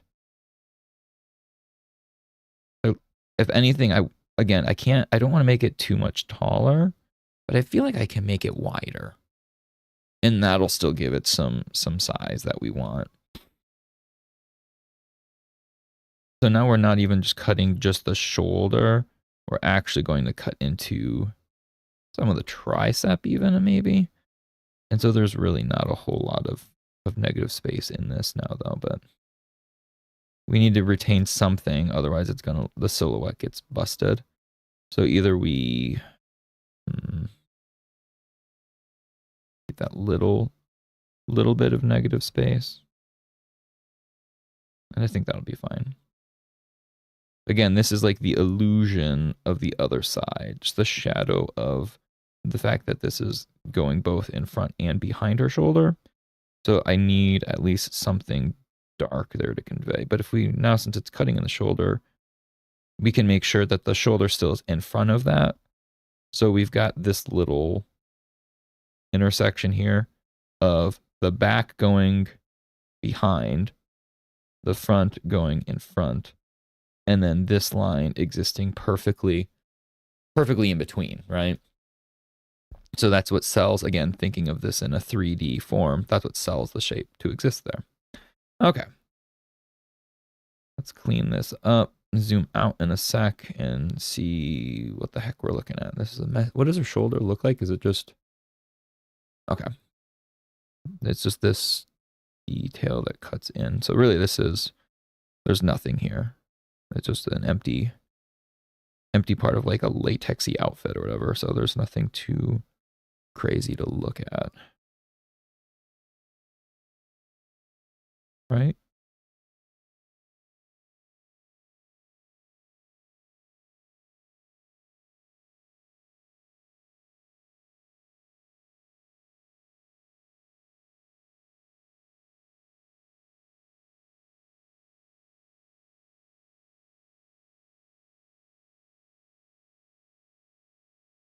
Now, since we did that, remember the hairline here? This is ugly. You can't even see that there's a hairline, so I wonder if we flow it this way, or do we cut it, curve it the opposite way, actually? That looks weird.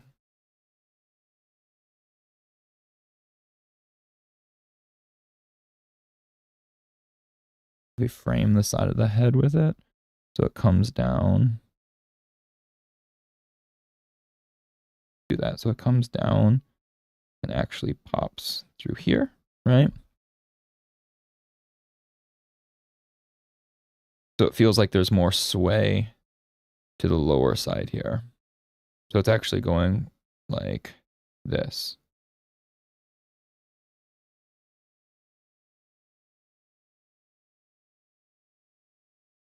Stop switching. I wonder if we even have any hair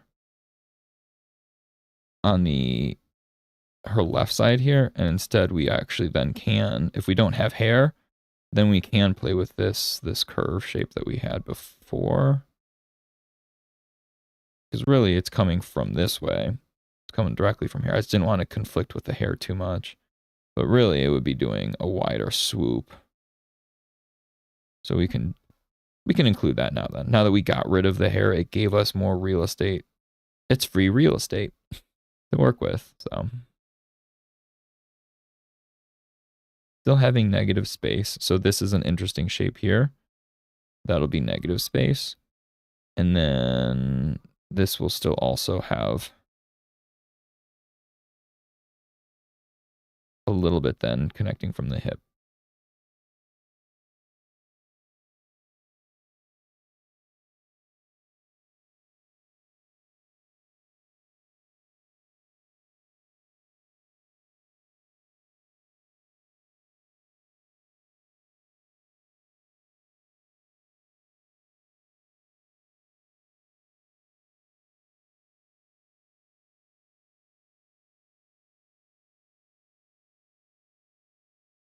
Okay, now we maybe can give this little detail just for fun. So what does it look like from the inside though? Is it just a little metal ring kind of? So it comes in just for some color variation then here. So we've got something. Does it connect at all? It's just okay. Just so we've got a break of silver, since this is going to be a strong piece of red.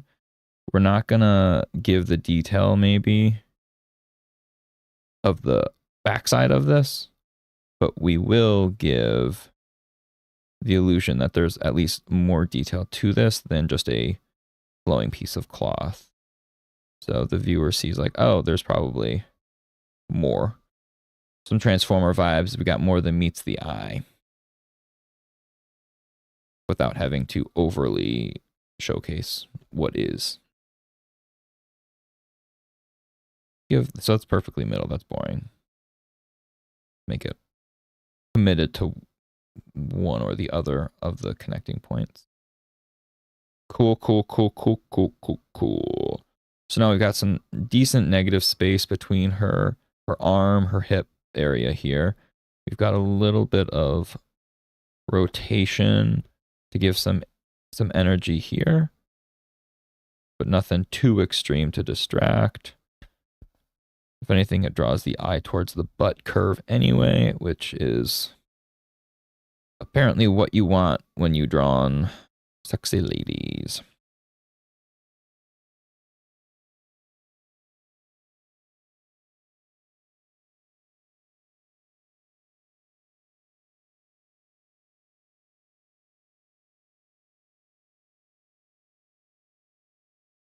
Just kidding. I don't like that. Because all of a sudden, I zoomed in too far, and so looking at it now is zoomed out. It just looks weird. What if we just get rid of it entirely? And again, we fake it. We don't even need to tell the viewer there's much. Again, what if we just kind of go like this then? So back to oversimplifying, because again, sometimes when we try and add more detail, the detail looks dumb. I want to just leave that empty. How can I do that though? Okay. So if you want to do that, that means her hair. Let's draw on a new layer. Okay. Let's draw on a new layer a little thicker. and like a different color so we can see what we're doing. So let's visualize in 3D space, right? Her hair is coming this way. Her hair is this mass that is flowing pretty much like this now. Some, you know, nice force this way. Just a flow. But then these random things coming out of her back, they're technically this scarf, right? So this scarf goes like this and comes down. Technically, it might go lower than like this since she's angled. So this could go like this.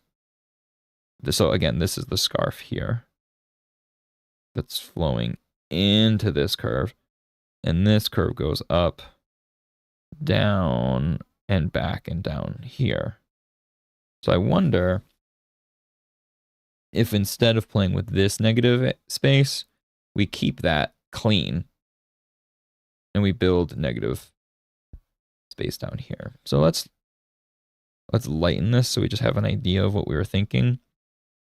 And now let's move it entirely. So we've been playing with these little things where they were, but again, they are not the focal point, they are an accessory. So maybe we can have them really low here. Is that going to get too busy? That's a lot of stuff happening there, though.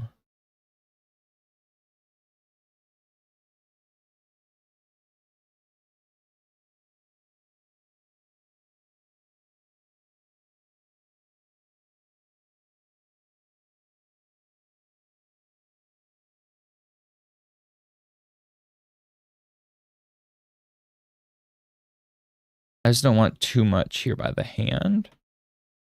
But so long as they're all flowing the same direction with the hand, it's not as bad.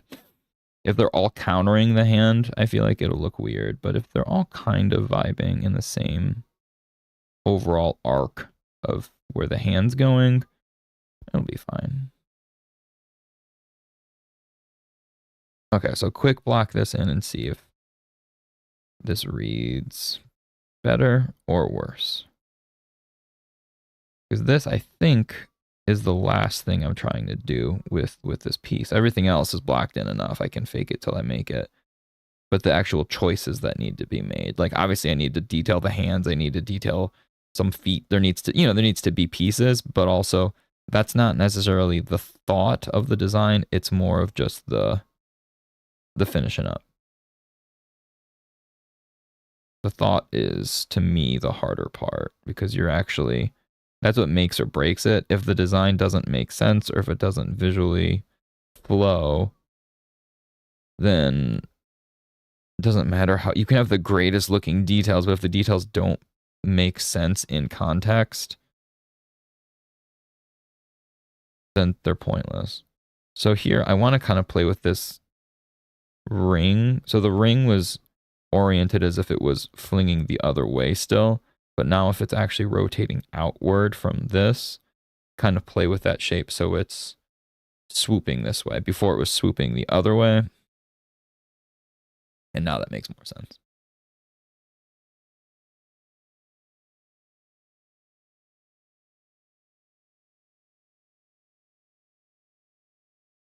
Okay. So we've got like 20 minutes left before I want to hop off today. So I definitely want at least this line work done. So we've got a nice thing to, or the sketch work done. So I can at least post this today, get some attention on it, get some eyes, and then maybe I'll clean it up and color it later then. But at least we'll have a cool piece to show for today.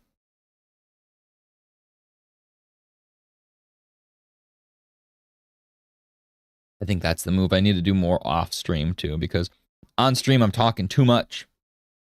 I love talking and I love making art. So, and I love teaching. What a mix. What a wombo combo. But I don't love my collarbone feeling like it's twisted 4 times over within my own rib cage. But, you know, we can't win them all, right, folks? This is my burden, my cross to bear. Okay, so now we need to look at the last little dangly bit here. It would be higher, I think, than the other because it's technically falling from a higher point on her shoulder, so it starts from up here. So right now we can just shrink it down, actually shrink it a little bit, give a little shrinky dink, and that'll help with the competing. So right now I wanted the hand to still stand out. If I make these smaller, that helps, right? Because now the hand is still proportionally the more important piece that we're looking at. But these at least still flow. And I think, I don't know, I'm still debating if we want. This just defeats the nice negative space we've made. So I kind of like the idea that it's just doing its own thing behind and we don't have to see it. But we can play with that more. So did I draw these right the first time? They're just kind of rings with, yeah, okay, close enough. Just drawing a little ring and then the point that goes up to kind of connect to the cloth. We kind of give a little more curve, goes up. Let's not even draw the other. It's just one, maybe. Like one of these spikes connecting to the cloth. But now, when we talk about orientation, what way do we think this is flying in space? So this one's flying toward us. Doesn't really matter what way this is facing. So if one's flying toward us, like curving towards us from our line of sight, just for the sake of making it different, let's make this one curve away from us, right? So again, we talked about that before. To make things curve away, like, you know, moving in space, we just wouldn't see the bottom of it. Where here we would. And then also, technically then this curve would be the same thing. So it's curving away slightly from us, the viewer, just ever so slightly. And this I see now is not quite the way this is designed. What does this do? So it's actually like an inset. So it cuts kind of like the top part. So it cuts, and then there's like a dagger piece kind of chilling between it, right? So it cuts here, and then it's just a bigger spike here, right? Ooh, no, it's one of those where it like the kunai kind of thing where it like sticks out before it goes back in.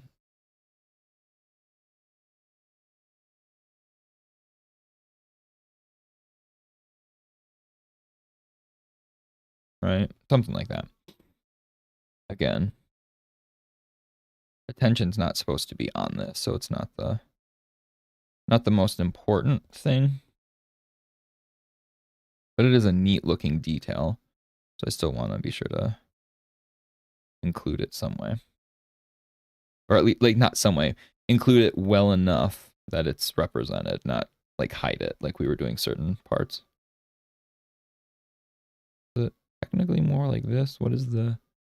Yeah, it would have more of a center line. So let's draw the center line moving away from us, like we said. So it's kind of... Like I picture this like as if I'm watching Naruto or something, and it's just like a little kunai. Naruto. Man, so thinking of Naruto, I'm thinking of Arc's games, Arc System work games for fighting games, and they've got they've done Dragon Ball Fighters, they've got Guilty Gear. I'm really hoping their new game that they announce it this year, because Guilty Gear's been in the works. It's been around for a while now. It's been a fat minute. Oh, I'm an idiot. If it's angling away that way, this would... Okay, no, like, just make this smaller. I think that's why it looks weird. The thought is it might be another licensed game from Arc System Works. And the hope is kind of something like Naruto, because they fit the vibe of making like a fighting game, right? Everyone's kind of universal enough, more simplified enough. It's not like you've got My Hero Academia, which is popular and amazing. That would make an awesome fighting game, but also it's almost, they're too disparate of parts, where at least Naruto, you can have at least a semblance of sameness in a fighting game to an extent, rather than having to account for people who can do so drastic of things. But yeah, so I'm hoping this year we get a reveal, maybe Evo, maybe not, but somewhere from Arc System to see what what exactly they've been working on, what they've been cooking. And I'm hoping, I'm fingers crossed, because I like Guilty Gear. I used to play Guilty Gear as a kid a lot. But I just want a cool licensed IP. After Fighters, Dragon Ball Fighters, like I absolutely adored that one. So I could use some more fun, super licensed titles. Oh my gosh, again, that was set to brush. You guys saw it. You saw it. It wasn't me. The brush. This damn old iPad. I tell you what. Okay. This isn't bad. I kind of want this even smaller though. What do you think? Like even smaller. Oh, it's on distort. Even smaller. Even further back maybe? Or would it be even smaller or maybe more like this? Ooh, is more of it visible?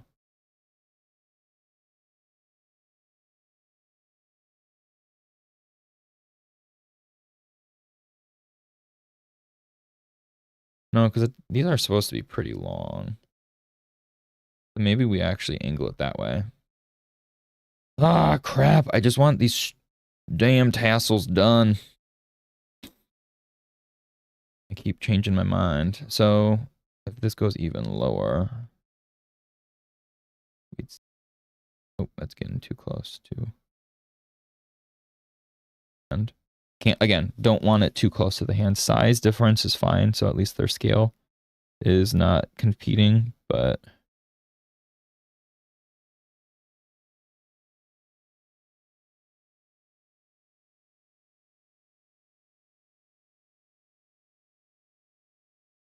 maybe now we can draw that like metal post that was here and allude to some sort of extra silver bit, just so there's something other than just a giant wavy cloth. I don't know. Again, I keep throwing stuff in and then erasing it because I hate it for the design. She's got so many moving parts. And just like Reed had, he's so wiggly, he's got so much, but like this is a different kind of moving parts. She's just got a lot of detail to her design, which is really cool looking, but also kind of frustrating when you're trying to draw it in a more clean, simplified style. Let's distort this to make it smaller.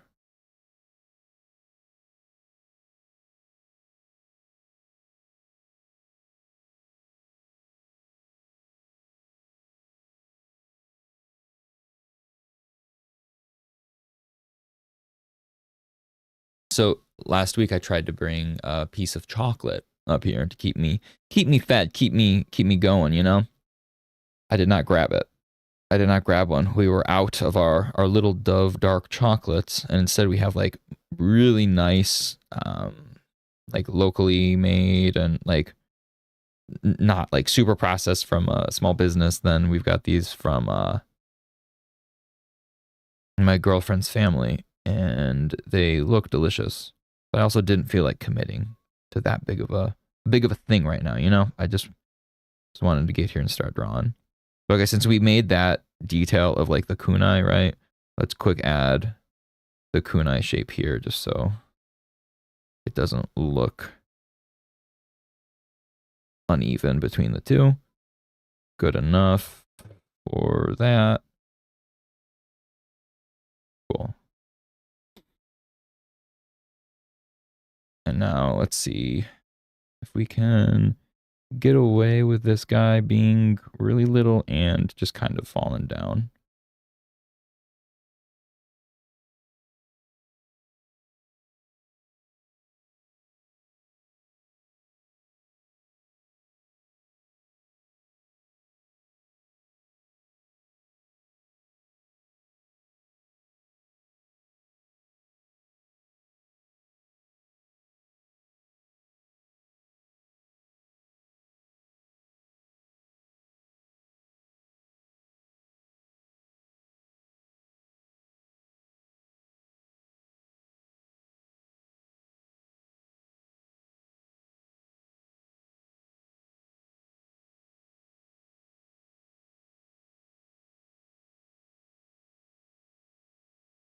trying to, again, if we're playing with it in space, it's slightly rotating away from us. So I was just trying to not make them too samey, those little spikes.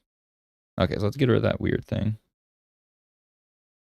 Okay, thoughts. What are we looking at? Let's make her perfectly framed.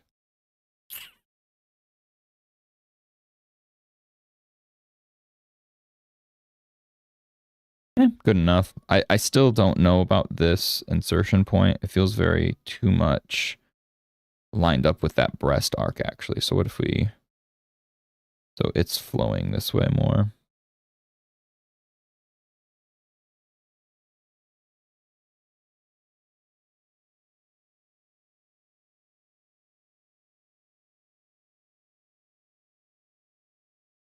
Sure. And then... Boop. How can we adjust that? Just to fine tune this one. Since that one's arced so heavily, it feels weird that this one's now like flat. Because we're implying there's clearly some sort of wind or flowy nature to this stuff. And then if we just say, yeah, not on this one though. This one's unique. It doesn't know how to feel the wind.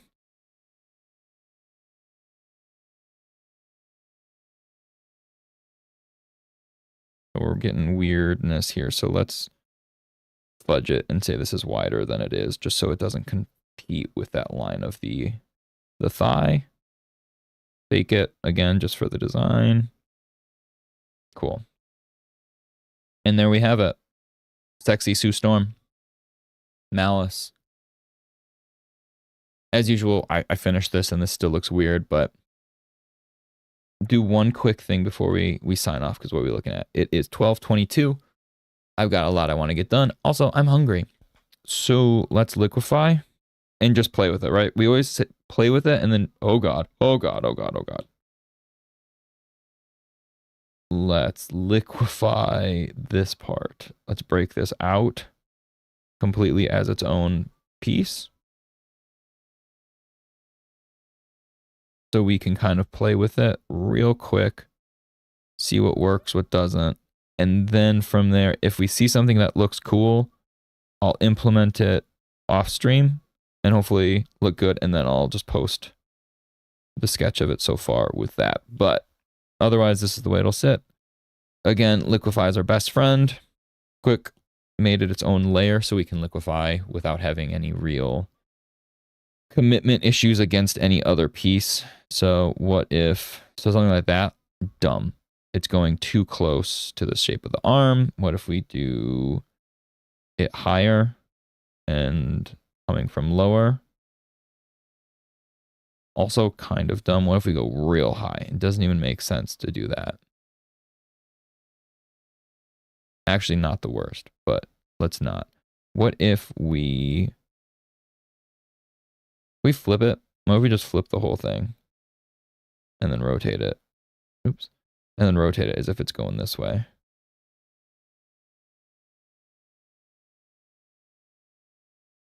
Is that it? Is that literally the problem? Did that solve it?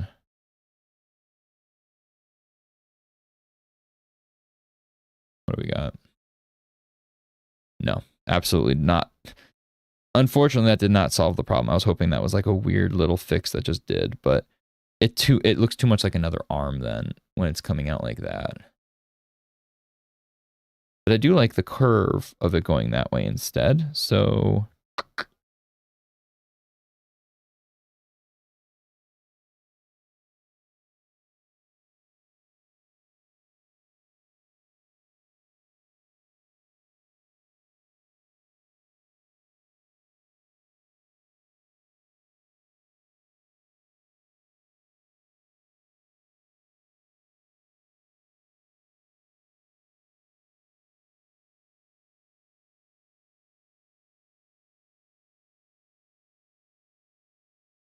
I do like it curving the other way.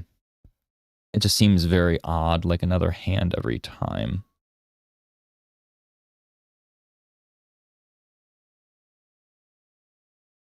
I don't know. I really don't know. Well, like we said, let's try liquefy it. Now this curve then, think of it the other way. So what if we accentuate the curve even more and go really wonky. That looks like her boob is shooting out.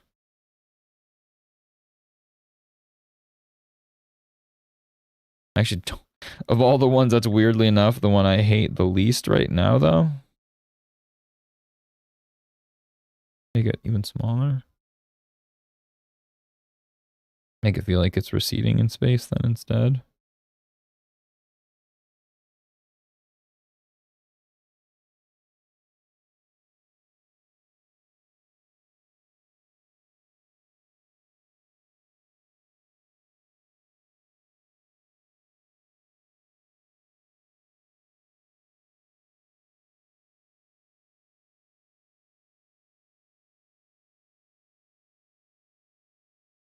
No.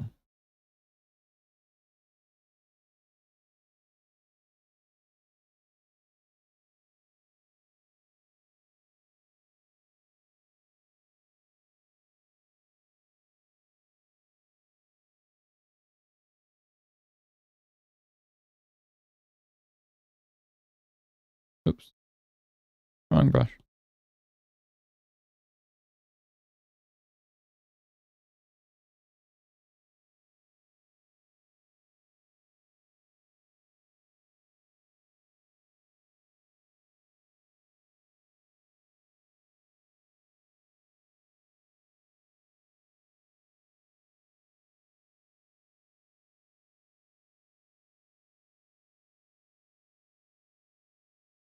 Who knew?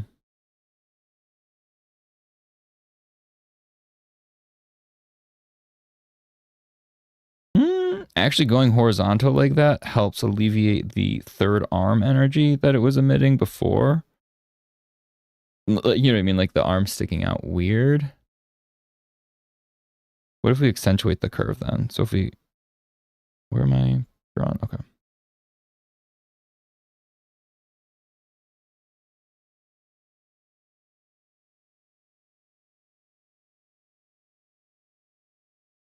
More of an organic shape rather than just like... Because that... Because it was sticking out, it felt like an elbow. So I wonder if that...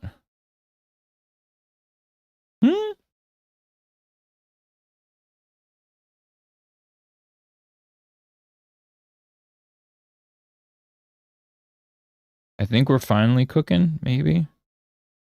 Not a whole lot, but we're like slightly more cooking.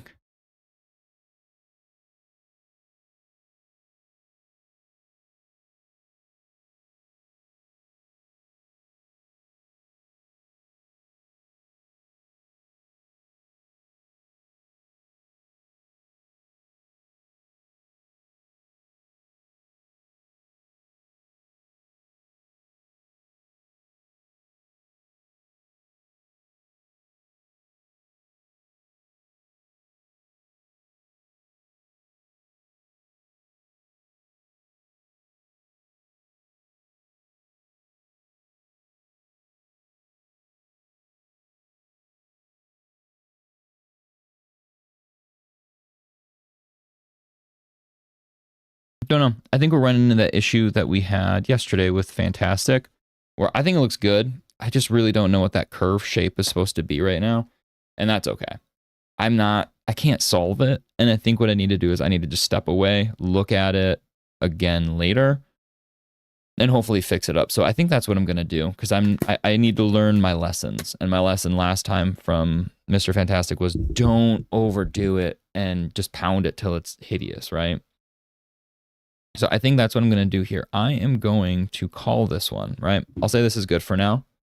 Off stream later. I think we're going to go eat, do some other stuff, go for a walk, maybe walk this package over to our neighbors back to their house and then go from there. But for now, I think I'm going to, 12:30 on the dot. So look at that. I'm so timely. I wanted to be a little cleaner with my time today too, not overboard it because I've got other stuff I want to do. So I think we're going to call Sue there or Malice, whatever. I think we did some clean stuff. I think she's looking good. And I'm pretty happy with how she looks. I think now already stepping back, her right arm could be a little smaller actually because because she's receding in space. And I think that's why the tassels look weird, because the arm is also kind of weird. Don't know. I'll monkey with it. We'll get back. You'll see it hopefully later. I'll probably post it to Instagram, Blue Sky, whatever, later today, and at least have the sketch work out there in the ether and go from there. Tomorrow, schedule as usual. Seems like I should be fine to, morning stream, get some art in, and then maybe finally actually play some Marvel Rivals for at least like an hour in the afternoon. Pump that on stream and maybe go up a rank finally. Probably not. Don't want to get my hopes up too high. But that said, it's time for lunch.